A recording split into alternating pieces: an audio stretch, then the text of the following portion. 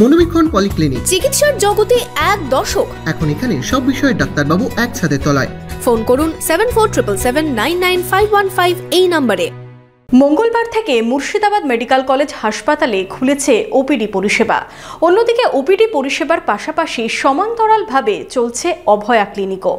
অভয়া ক্লিনিকে বুধবারও রোগী দেখছেন জুনিয়র ডাক্তাররা।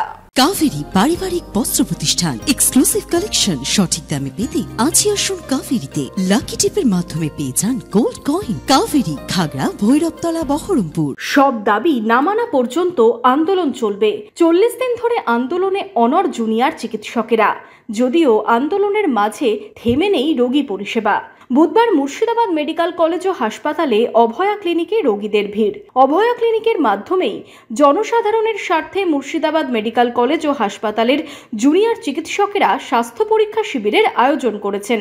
যদিও মঙ্গলবার অভয়া ক্লিনিকের পরিবর্তে হাসপাতালের ওপিডি বিল্ডিংয়েই রোগী দেখা হয়, তবে পরদিনই ছবিটা বদলে গেল। এদিন ওপিডির সাথেই রোগী দেখা হয় অভয়া ক্লিনিকের অস্থায়ী শিবিরেও।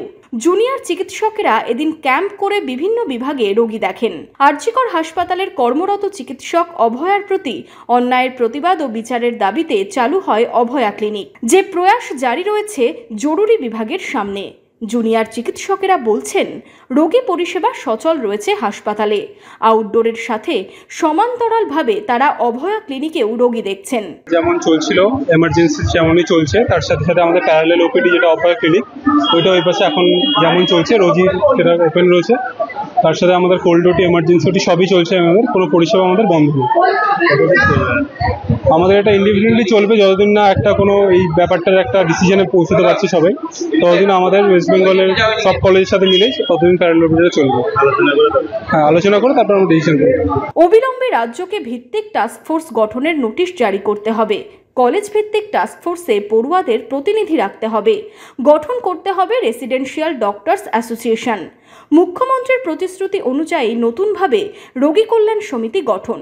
রাজ্য সরকারের সঙ্গে বৈঠকে বসতে চেয়ে ফের চিঠি পাঠানোর ঘোষণা আন্দোলনকারীদের।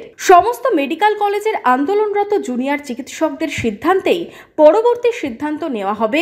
সাফ বার্তা মুর্শিদাবাদ মেডিকেল কলেজ ও হাসপাতালের জুনিয়র চিকিৎসকদেরও। Bureau report, imagine community media.